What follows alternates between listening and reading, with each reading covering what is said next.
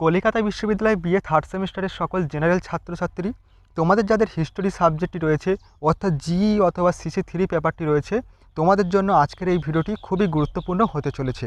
কারণ আজকের এই ভিডিওটিতে তোমাদের দুটি খুবই গুরুত্বপূর্ণ 5 নম্বরের বড় প্রশ্নের উত্তর নিয়ে আলোচনা করব। প্রশ্ন দুটি হলো, দেখো, প্রথম প্রশ্ন রয়েছে দাক্ষিণাত্য ক্ষত বলতে কী বোঝো, এবং দ্বিতীয় প্রশ্ন রয়েছে, দেখো, ইক্তা ব্যবস্থার মূল বৈশিষ্ট্যগুলি আলোচনা করো। তোমাদের এই প্রশ্ন দুটির সম্পূর্ণ উত্তর নিয়ে আজকের আলোচনা করব। তোমরা ভিডিওটি সম্পূর্ণ দেখবে এবং চ্যানেলে নতুন হয়ে থাকলে অবশ্যই চ্যানেলটি সাবস্ক্রাইব করে নেবে, এবং তোমরা যারা অলরেডি চ্যানেলটি সাবস্ক্রাইব করে নিয়েছো তোমাদেরকে অসংখ্য ধন্যবাদ। চলো তোমরা ভিডিওটি দেখে নাও। দেখো, তোমরা প্রশ্নের উত্তরগুলি দেখে নাও। প্রথম প্রশ্ন রয়েছে, দেখো, প্রথম প্রশ্ন রয়েছে দাক্ষিণাত্য ক্ষত বলতে কী বোঝো। দেখো উত্তরটি দেখে নাও। প্রথম পয়েন্ট রয়েছে ভূমিকা। বলা হয়েছে খ্রিস্টীয় সপ্তদশ শতকে ঔরঙ্গজেবের আমলে মারাঠাদের শক্তি বৃদ্ধি পায়। ঔরঙ্গজেব তাই দক্ষিণী রাজ্যগুলি জয় করার উদ্যোগ নেন, বিজাপুর গোলকোন্ডা রাজ্যগুলি দখল করেন। ঔরঙ্গজেবের আমলে মুঘল সাম্রাজ্যের যেসব সমস্যা দেখা দেয় সেগুলির অন্যতম ছিল দাক্ষিণাত্য ক্ষত। দেখো দ্বিতীয় পয়েন্ট রয়েছে, দেখো, দাক্ষিণাত্য ক্ষত। দাক্ষিণাত্য ক্ষত কী? দেখো, খ্রিস্টীয় সপ্তদশ শতকে ঔরঙ্গজেবের আমলে মারাঠাদের শক্তি বৃদ্ধি পায়। ঔরঙ্গজেব তাই দক্ষিণী রাজ্যগুলিকে জয় করার উদ্যোগ নেন, বিজাপুর গোলকোন্ডা রাজ্যগুলি দখল করেন। এই দুই রাজ্য দখল করতে গিয়ে তাকে বহু বছর ধরে রক্তক্ষয়ী যুদ্ধ চালাতে হয়। এর পরিণাম হিসেবে মুঘলদের বিপুল আর্থিক ক্ষয়ক্ষতি ঘটে। এই ক্ষয়ক্ষতিকে দাক্ষিণাত্য ক্ষত বলা হয়েছে। দেখো পরবর্তী পয়েন্ট রয়েছে, দেখো, ঔরঙ্গজেবের পতনে দাক্ষিণাত্য ক্ষতের ভূমিকা। দেখো প্রথম পয়েন্ট রয়েছে মারাঠা শক্তির উত্থান। ঔরঙ্গজেব বিজাপুর গোলকোন্ডা রাজ্য দুটি অধিকার করায় মুঘল সাম্রাজ্যের আয়তন বৃদ্ধি পায়। সুদূর দিল্লি থেকে দক্ষিণে রাজ্য শাসন করাও অসম্ভব হয়ে পড়ে। ফলে মারাঠা শক্তির উত্থান সহজ হয়। দেখো পরবর্তী পয়েন্ট রয়েছে বিপুল অর্থ ব্যয়। দীর্ঘ 25 বছর ধরে সম্রাটের দক্ষিণ ভারত অভিযানে মুঘলদের বহু সৈন্য নিহত হয় এবং প্রচুর অর্থ ব্যয় হয়। দেখো পরবর্তী পয়েন্ট রয়েছে, দেখো 3 নম্বরে প্রশাসনিক বিশৃঙ্খলা। ঔরঙ্গজেবের দীর্ঘদিন দিল্লিতে অনুপস্থিত ও প্রশাসনিক ক্ষেত্রে বিশৃঙ্খলার সৃষ্টি করেছিল, যার ফলে মালব, রাজস্থান, মথুরা, গন্ডোয়ানা, বিহার, বাংলা প্রভৃতি স্থানে মুঘল বিরোধী শক্তিগুলি ক্ষমতা দখল করতে তৎপর হয়। দেখো পরবর্তী পয়েন্ট রয়েছে, দেখো 4 দাগে সৈন্যবাহিনীর ক্ষোভ। রাজকোষে তীব্র অর্থাভাব দেখা দিলে সেনাবাহিনীর বেতন দেওয়া অসম্ভব হয়ে পড়ে।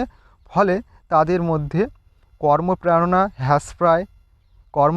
হ্রাস পায় এবং ক্ষোভ বৃদ্ধি পায়। এই সব কারণেই ভিনসেন্ট স্মিথ বলেছেন দাক্ষিণাত্য ঔরঙ্গজেবের শরীর ও সাম্রাজ্য উভয়ের কবর রচিত হয়েছিল। এই ছিল তোমাদের প্রথম প্রশ্ন, 5 নম্বরের একটি প্রশ্ন, দাক্ষিণাত্য ক্ষত বলতে কী বোঝো। সেই প্রশ্নের উত্তরটি সম্পূর্ণ উত্তর তোমরা অবশ্যই এই প্রশ্ন দুটির উত্তর আলোচনা করব খুবই গুরুত্ব সহকারে পড়বে। অবশ্যই এই প্রশ্ন দুটি কিন্তু তোমাদের পরীক্ষার খাতায় 100% কমন পাবে। দেখো পরবর্তী প্রশ্ন, দ্বিতীয় প্রশ্নটি রয়েছে, দেখো, ইক্তা ব্যবস্থার মূল বৈশিষ্ট্যগুলি আলোচনা করো। 5 নম্বরের একটি প্রশ্ন। দেখো প্রথম পয়েন্ট রয়েছে ভূমিকা।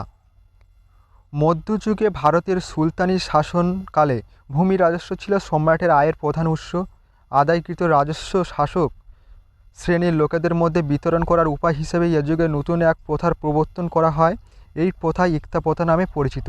ইক্তা একটি আরবি শব্দ যার আক্ষরিক অর্থ হলো এলাকা বা অংশ বা ভাগ।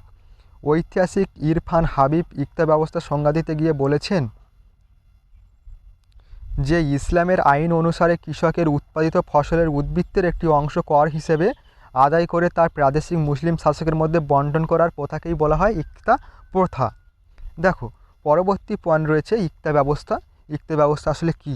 সুলতান ইলতুৎমিশ খাস জমির বাইরে যে জমি ছিল তা নির্দিষ্ট কতগুলি শর্ত বা কর্তব্য পালনের বিনিময়ে তার সেনাপতি, সৈনিক ও অভিজাতদের পদমর্যাদা অনুসারে বন্টন করে দেন। এটি ইক্তা ব্যবস্থা নামে পরিচিত। এবার চলো দেখে নেওয়া যাক ইক্তা ব্যবস্থার মূল বৈশিষ্ট্যগুলি কী রয়েছে। দেখো ইক্তা ব্যবস্থার মূল বৈশিষ্ট্য। ইক্তা ব্যবস্থা ছিল সুলতানি যুগের একটি রাজনৈতিক ব্যবস্থা। এই ব্যবস্থার প্রধান বৈশিষ্ট্যগুলি হলো, দেখো প্রথম বৈশিষ্ট্য 1 নম্বরে রয়েছে রাজস্ব আদায়।